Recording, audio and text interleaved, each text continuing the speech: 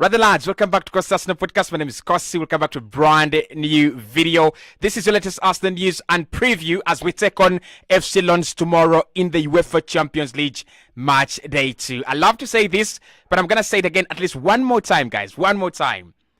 We are involved. We are absolutely involved in the UEFA Champions League. We are back on the big stage. And of course, this is my first preview as we didn't have the preview for the PSV game. Sorry about that.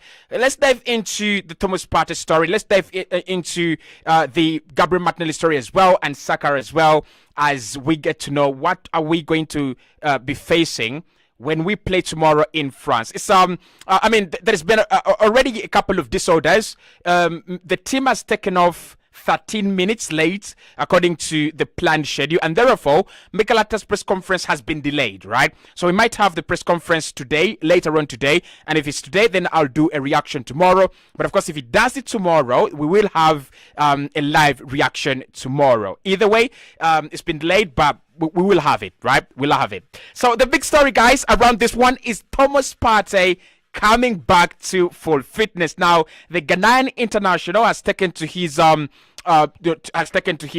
social media. This is Instagram, but of course a couple of accounts as well that he owns have just announced that Thomas Partey is back, and this is what he has actually put out there. I want you to see it for yourselves. He says, "It feels great to be back again." Thomas Partey 5 on Instagram.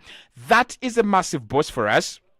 That is a very important update for us. Now, listen, I thought he would be back this week, but I was not really sure. And I couldn't give you any updates, and I couldn't give you any confirmations that Thomas Partey was going to be back this week. But I had known, and I knew that he was coming back in full training this week. Gabi Martinelli as well, we'll talk about. But I thought Gabi Martinelli would be back in full training as well this week. But of course, we'll talk about Gabi later.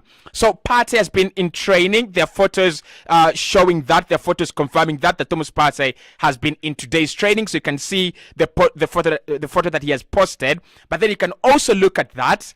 You can also look at that, and then this picture here, and a couple of other pictures as well that have been depicting Thomas Partey back in training. There is a small video that I would love to play for you. Hope I'm not really under copyright here. And this is the Haters TV as well, confirming that Thomas Partey is back in full training. You can see him there alongside Gabriel, alongside William Saliba, alongside Emil Smith-Rowe, alongside Bukayo Saka, by the way, as well. So Saka's been in training. You can see Fabio Vieira there, but on the right-hand side is Thomas Partey. I can see the kind of love, the kind of reception that is actually received as he comes back into training. So big up to the update, and big up to Haters TV for giving me that update as well. So Thomas Partey, we are lucky. We are absolutely lucky. We're gonna have him for the Manchester City game, but then we are going to have him for the FC Lens game. I think he comes back at the right time. He comes back at a moment where Arsenal are trying to pick up momentum, right? We always say 3 games into the campaign, 2 games or maybe 4 games into the campaign, it is still early. But we are now 8 games into the campaign. When we play Man City, it will be 8 games into the campaign. And I don't think that is early. I don't think that's a young season. I think that is it, right? 8 games, the table is taking shape. You look at that top 7. Man City, Tottenham, Arsenal, Liverpool, then I think you have Aston Villa, Brighton. Those are the clubs that are going to be there. Those are the clubs that are going to be fighting for the top 7 spots, right? So the table has already started taking shape. City on the top, Arsenal among top 4, Liverpool back in the top 4 as well. It's going to be about consistency now. It's going to be putting together a run of games. It's going to be about making sure that Arsenal can win at least 5 games consecutive, 6 games consecutive. And it will need us to be fit. It will need us to have the quality, and it will need us to have our best players back. And for me, guys, Partey, I love this guy. I really, really do. And I was, devastated when Arsenal were thinking about selling him in the summer. I didn't understand it. I really didn't understand what Arsenal could have thought about it. And eventually, the player stays, and we are going to reap the rewards, right? With Declan Rice having that back injury, we don't know whether Rice is fully fit, but that means that we can now rotate Rice. We can now rotate Partey. We can rotate the two of them and it will give us much more options. Now, in terms of the other injury boosts today, Bukayo Saka has also been in training, and I'm happy to say that the problem that he had is super gone. Like, absolutely gone. This guy is I don't know what we should say. Iron Man, Spider-Man. I don't think Spider-Man is invisible. I don't think Spider-Man is immortal. So I could say Iron Man, because Saka picks up an injury every single game, and Saka walks over an injury every single week.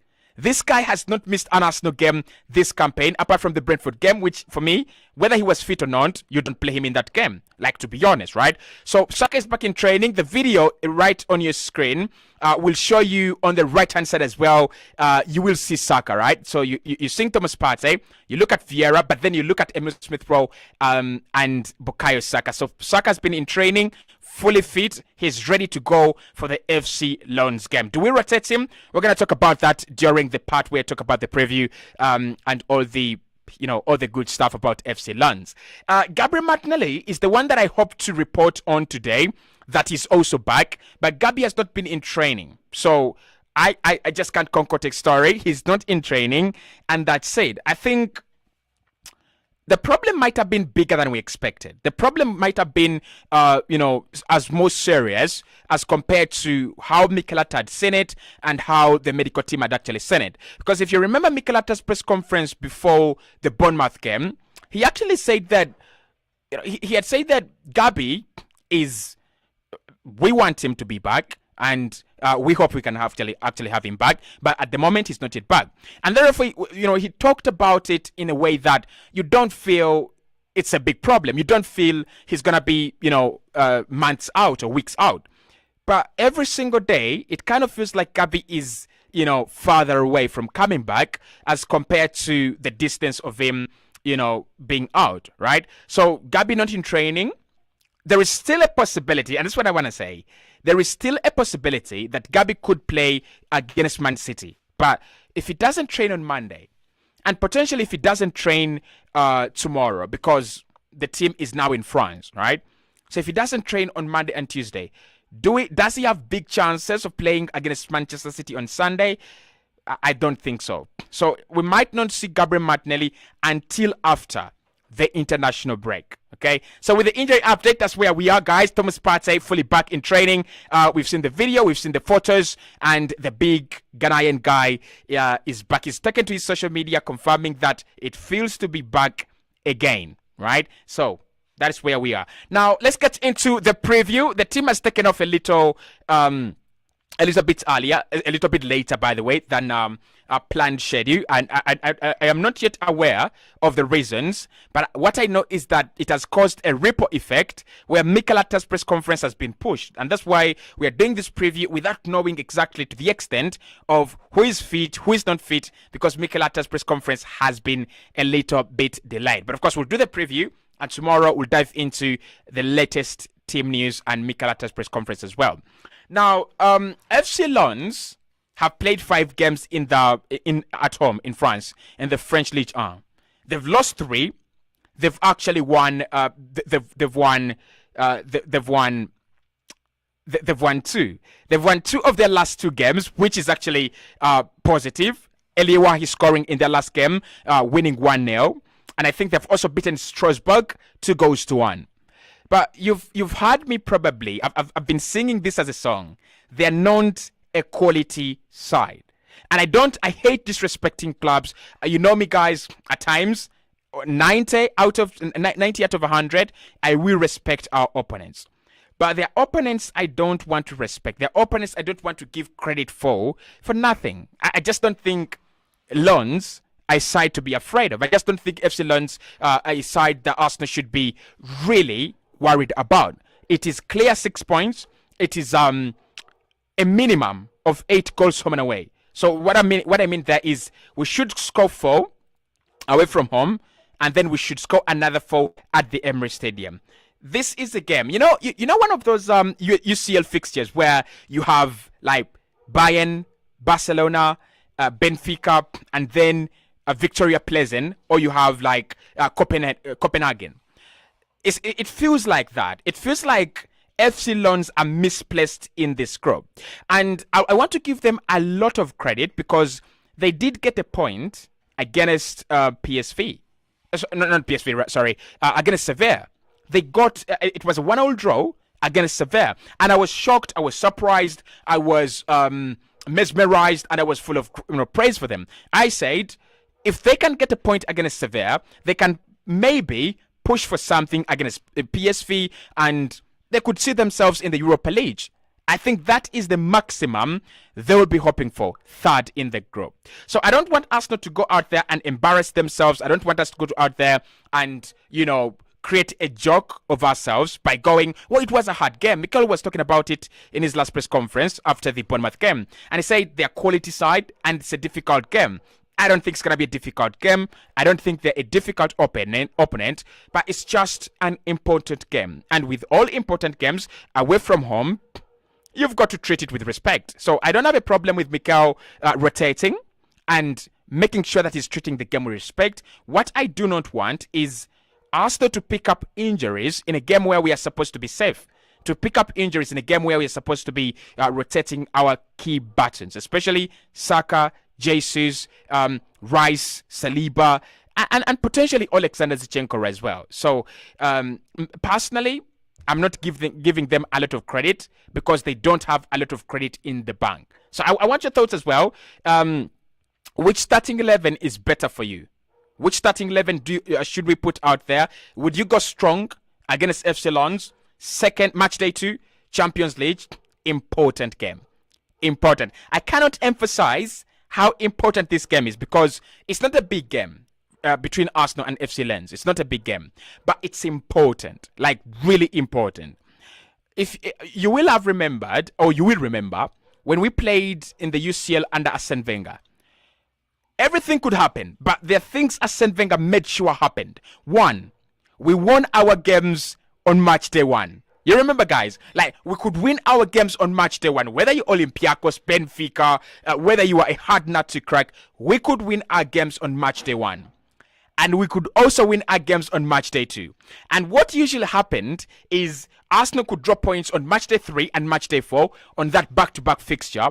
And then we could win on match day 5 and lose on match day 6. So that's why in most cases you found Arsenal finishing second in the group. We win our first 2 games, we lose, probably not lose, but drop points in the next 2, win our match day 5 fixture, and we fumble up on match day 6. That was Arsene Wenger. And the key lesson that I picked up from that guy is in any European competition, Conference League, Europa League, Champions League, you've got to win your first 2 games. So after beating PSV 4-0, it puts Arsenal in a very good position. It puts us in a very, very healthy position. 4 goals difference, 3 points, and the next team there has 1 point. That is Sevilla and FC Lens. So if we can beat one of the 2 teams that has a point, it means that we will have created a 4-point advantage. We'll go to 6. They will stay on 1. Actually, it will be a 5-point advantage with them. Remember, we have already beaten PSV. So even if PSV beats Sevilla, we will be 3 points above them. And we will be 5 points above Sevilla as well. So that is why this game is crucial. That is why this game is important. I want us to treat it like it matters. I want us to play. And it's not about the lineup. It's about whoever is out there, whether it is Cedric Soares, whether it is the third choice goalkeeper. I want us to treat this game like it matters. Because these 2 fixtures, FC Lens home and away, they will boost our chances to top the group, and then they will also boost our goal difference. What I liked about Napoli last campaign is they absolutely annihilated all the teams they played in the group by scoring 3 goals and above. So by the time Napoli and Liverpool were tussling it out, Napoli had a very good goal difference, like a healthy goal difference. And I want Arsenal to have that. We have 4. Can we make it 8? Right? And potentially we could make it 10 by the time we play Sevilla in the third leg.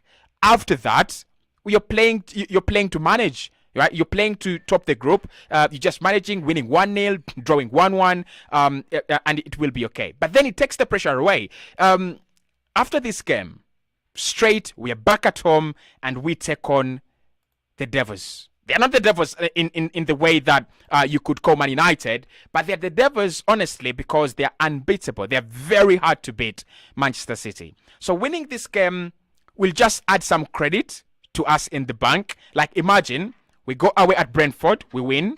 We go away to Bournemouth, we win. And we go away to FC Lens, we win. Well, they've got to be concerned. If you're Pep Guardiola, if you're Man City, and Arsenal are winning games away, keeping clean sheets like we're doing, you've got to be concerned. So for us to earn ourselves some good credit in the bank, for us to just allow us that confidence in to run out through our veins, right? I tell you this: if Arsenal played Man City after the 2-2 draw against Tottenham, we straight away lose that game, because with Man City, you've got to believe in yourself. You've got to be confident. You've got to be superb. That is the word. You've got to be superb. And Wolverhampton Wanderers over the weekend, they were superb. So FC Lens away allows us that extra, confidence. We've gone 3 games unbeaten without conceding goals away from home. How about we do it at home as well? So I think this game is important, and I really think Mikel Arteta should actually consider going with a strong lineup, and also going with courage, and going with the mentality that this is the Champions League. You don't lose a game, because when you lose a game, it comes back to pain you in the back. Now, let's discuss starting 11s, and let's discuss positions. Because in the comment section of the starting 11, obviously I've cheated you there. I just used a very, very good, cache thing. But in the comment section there, a couple of people have disagreed with me when I started with David Raya. And most people have said, well, Kosi, we've got to play Ramsdale. Ramsdale against Lens, we've got to play Ramsdale. And I could agree with you that Ramsdale needs this game. Ramsdale needs a UCL appearance. Can you imagine being the goalkeeper that takes the team to the UCL, and you don't feature in the competition? It hurts. It's really hurts, right? Because you worked for it. And I think when he was signing from Sheffield to Arsenal, one of the things that he considered was, I want to go to this club. I want to prove myself. I want to become England #1, but I also want to play in the UEFA Champions League. It's a dream. If you go back to the other interviews we've done about all these players on this channel, Ramsdale, UCL, Rice, UCL, Ben White, UCL, Gabriel, UCL, Saliba, UCL. So there is a point, and there is something about the UCL.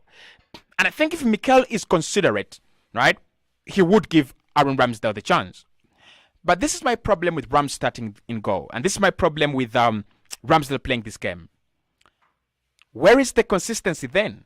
Where do we get the consistency in goal? Because we will need the consistency. We need the consistency. We need to know that we have a goalkeeper that can go 10 games unchanged in a competition. I think Raya, for me, should be the Champions goalkeeper and should be the Premier League goalkeeper. And then Ramsdale should be waiting for the Carabao Cup and the FA Cup, and make sure that we don't get out of those competitions early. We are already at the quarterfinals of the Carabao Cup. I think we play West Ham away. So if we can play West Ham away and win that game, we are in the semi-finals, and Ramsdale has a chance to win silverware for Arsenal before David Raya has the chance. But I want David Raya to start in this game for continuity and consistency. I think it was Peter Schmeichel in the UEFA Championship show with Kate Abdo and Thierry Henry. He was talking about, playing a dangerous game by switching goalkeepers and trying to rotate them. And he said, it's not called for. Secondly, it's unnecessary. Number 3, it is playing with fire. Your goalkeeper needs to know that he is, rest assured, he's the number 1. And when we were talking about Ramsdale yesterday and whether he will stay or go, I said I see him go. I see him leave Arsenal, because Mikel will eventually realize, I need a number 1 that is consistent. I need to play my number 1. I need to give my goalkeeper more games, because goalkeepers learn by making mistakes, and goalkeepers learn with time. So they age like fine wine. They become better with age. They become better with experience. We've seen it with Buffon. We've seen with Casillas. We've seen with Van der Sar. We've seen with James Lehmann. They become better with age. And at the moment, Raya is 28. So I would say play Raya. Play Raya in this game. There is nothing to do for Ram. I love him. I just don't think it's there. I really just don't think the opportunity for him to play in the Champions League is there, right? If the manager is going to focus on continuity, consistency, and rewarding good performances, Raya must be rewarded, and he's got to play in this game. The other debate we had in the recent video was William Saliba. Do we drop him? Do we rotate him? I had the word drop, so let's use rotate most of the time. I think Saliba needs to be rotated in this one because William Saliba is going to have an important game over the weekend. So if you're centre back, there are games you prepare for, right? If I was in the La Liga, I would be preparing for Robert Lewandowski, potentially Jude Bellingham at the moment as well, and Soloth at I think Soloth is at where is he gone? Gosh, he's gone away from Real Sociedad. Where is he gone? Where is he gone? I've just forgotten. It skipped my mind. But you would be preparing for the top strikers in the La Liga. And Soloth, maybe Kubo as well, Takefisa Kubo, Lewandowski, and Jude Bellingham. The top attackers, not strikers, mainly, but the top attackers in the league, right? If you are in the German Bundesliga, you're preparing for Musiala, you're preparing for Harry Kane, you're preparing for potentially... I mean, Dortmund do have some good strikers, but their quality is not there. But you're preparing for the Dortmund striker, maybe Karim Adeyemi, top attacker. In the Premier League, you've got to prepare for these players. Erling Haaland, Edson Alvarez. Those two, they're the players you've got to watch. The rest of the teams, yeah, maybe Liverpool, Salah, and a couple of them, but you've got to prepare. So I would rotate Saliba. I would prefer Ben White at centre back or Tomiyasu at centre back. And I think Tomiyasu, we can all agree that we are looking for a centre back. If we want to go with an alternative to Saliba, Tomiyasu is better and Ben White at right back because they complement each other and they can help each other as well. So I think, yeah, that's another rotation point. Zinchenko probably as well. I think Zinchenko might play. And we might need Zinchenko more in this game because it's going to be about dominance. We will have to dominate them and we'll have to make sure that they don't get any joy in the middle of the park. So probably Alexander Zinchenko will be key in this game. So we could play him. In midfield, play Partey. I'm just excited to see him back, number one. But I also want him to be match fit. I mean, you don't just come from an injury that has kept you out for 2-3 weeks and come back and face Man City. It doesn't work like that. So he's got to play a part in this game, probably 70 minutes, probably 55 minutes, and then we bring on Declan Rice because both of them are like 60% fit or 70% fit. I think Rice could be much better in terms of fitness because he played in the last game, and Partey might be a little bit off. So I would love to see Partey rotated with Declan Rice. Rice comes on in the 70th minute and Partey plays up to the 70th minute as well. Fabio Vieira obviously should play in this game. Kai Havertz should play in this game. I want to see Jesus out. I've not seen Jesus in training, but I cannot confirm he wasn't there because I've not seen the full length of the training yet. But Jesus should be rotated. Saka should be rotated in my opinion. Yeah. That's it. So you could play Trossard, and we could play the rest of the players. Okay. So it's at the end of the day, guys. It's just FC Lens. It's not Eintracht Frankfurt, champions of the Europa League. Nearly 2 seasons ago. It's not them. It is not Celtic, perennial guys in the Champions League. They're always there. It's not them. It's just a new side in the UCL that has come to give us points, right? And I would be very glad and I would be very happy if Mikel Arteta, with all due respect, goes, let's win the game and let's move on. So these are 3 points for me. And I don't expect us. I don't expect anything otherwise, unless Mikel, fumbles it.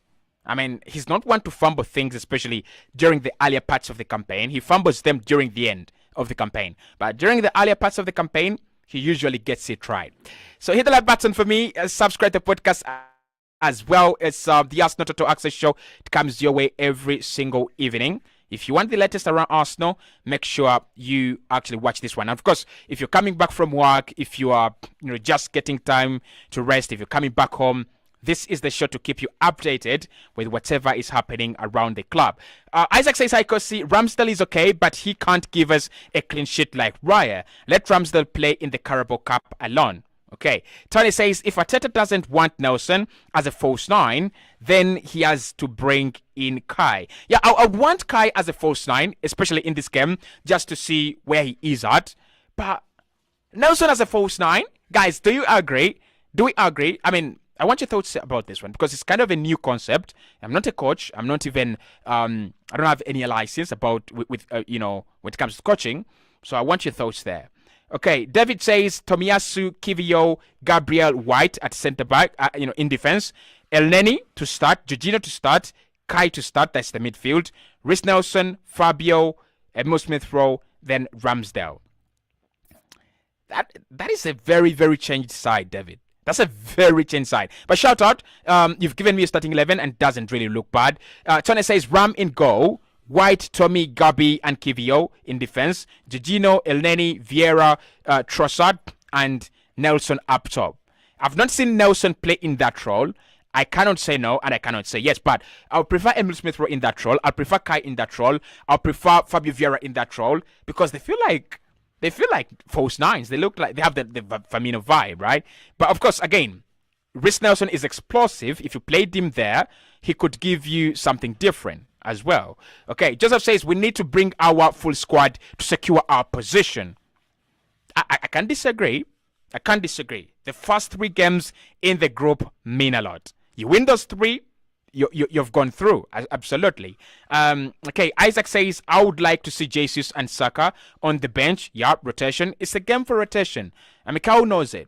It's a game where you have to rotate players. It's a game where you have got to, give a chance to players that have not played, especially Emile Smith-Rowe. I'm sorry I've not had time to talk about Emile Smith-Rowe, but tomorrow before the game, when we do that match build-up live, I'll definitely talk about him. ESR should play at left wing, Nelson in the middle, says Tone, Trossard on the right, Vieira as the creative player, and Jorginho and Elneny should be playing deep in midfield. David said, I'm happy to see big guns coming back. Bomber says, please, Kosi, I really, I like to see Vieira on the right wing and Trossard on the left, then Nelson forward as number 9. I don't know where you're getting this, guys, but it's interesting.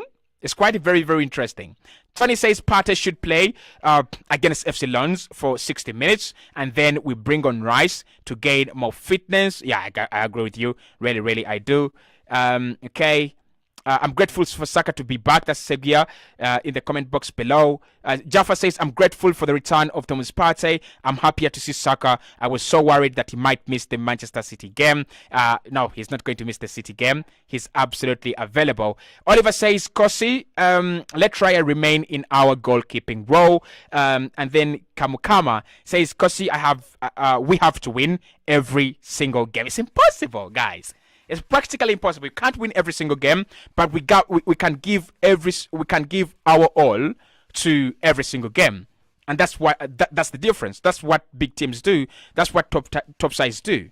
They always give their best to every game. Look at Bayern when they played Man United, 4 goals, and Man United were really trying it so hard, right? But they were annihilated. Thank you so much for tuning in for to the Arsenal Total Access show. We did it a little bit earlier today, but it's always live every day, 10 p.m. every single day, Monday to Friday. So make sure you watch it 10 p.m. right? When you're coming from work, when you're looking for that source to give you the latest around Arsenal, we will be here every single day to give you the latest around the club. I'll speak to you right in the next one. You can catch me right on at exactly 10 p.m. You can catch me on the Cannon Fodder podcast. It's in the It's on YouTube. So we're gonna be doing the Backfire podcast. Catch me there, and of course, I'll see you in the next one.